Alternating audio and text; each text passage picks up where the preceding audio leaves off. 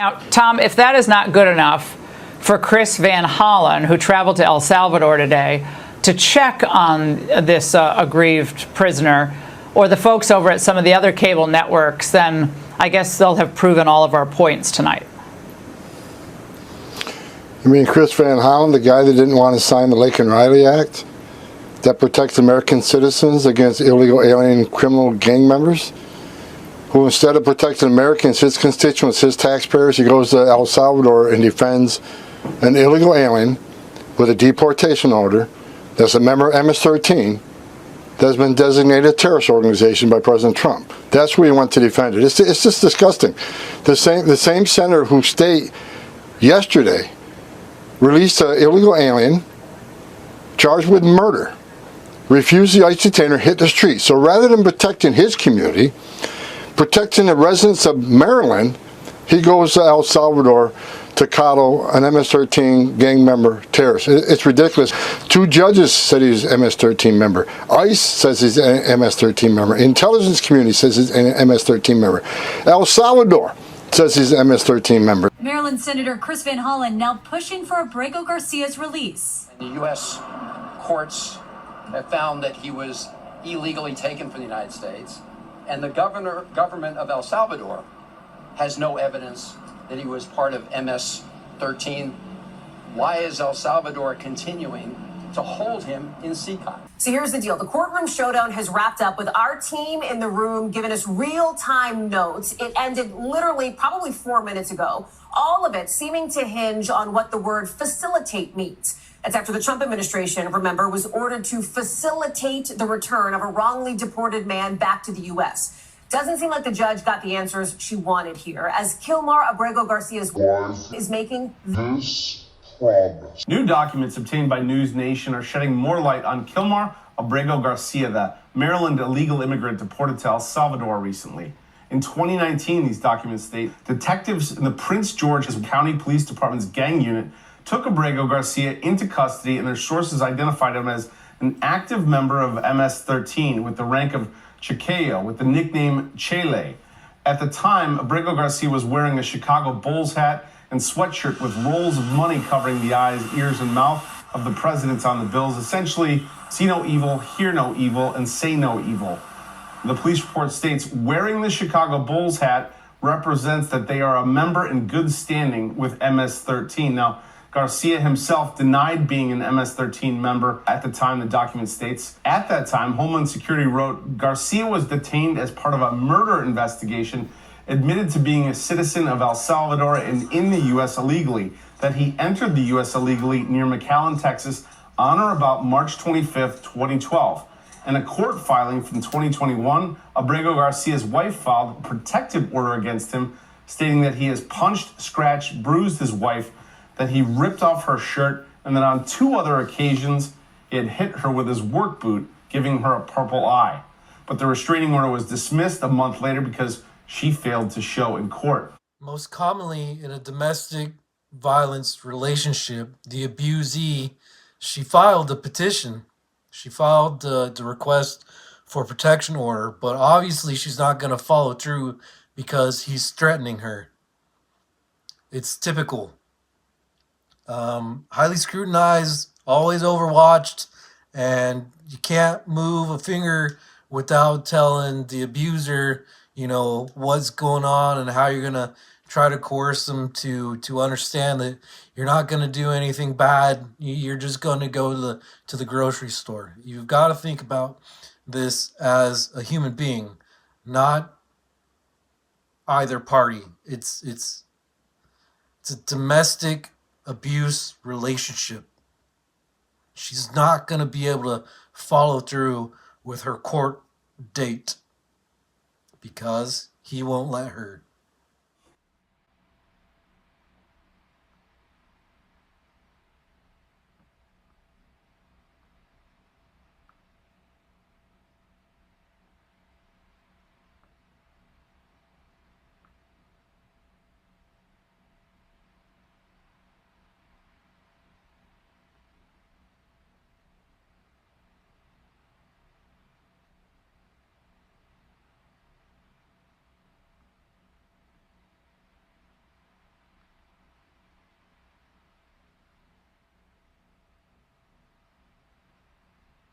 Chris Van Hollen rushed to Dulles Airport this morning to fly to El Salvador, potentially using taxpayer dollars to demand the release of deported, illegal, alien MS-13 terrorist.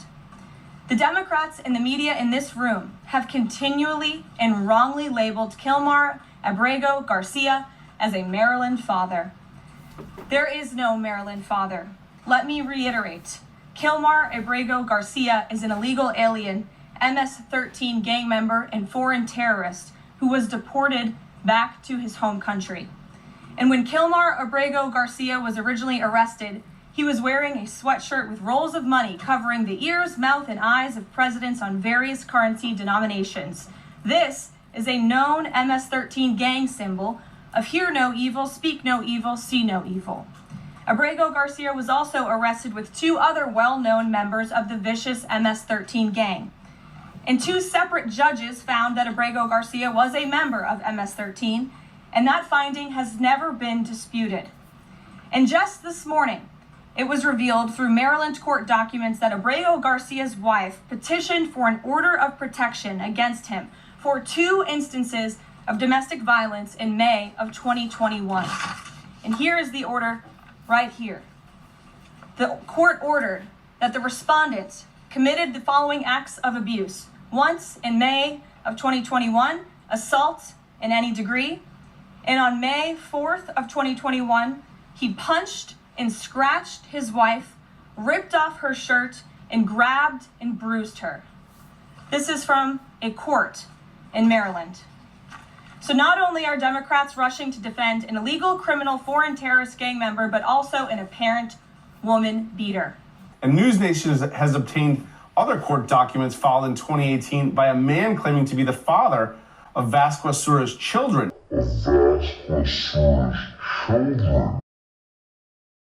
Asking for an emergency hearing, fearing for his kids' lives, quote, because she is dating a gang member and attempted self-harm. Now, Abrego Garcia is not named in that court document, so it's unclear if he was referring to Abrego Garcia.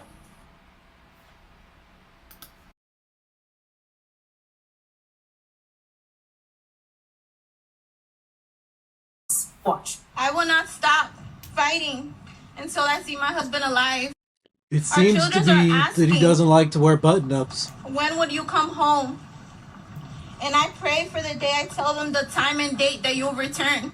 Wouldn't it be more sincere if it wasn't scripted to say, I'll pray for the day that I get to tell them when you'll be coming home, as opposed to when you'll be returning?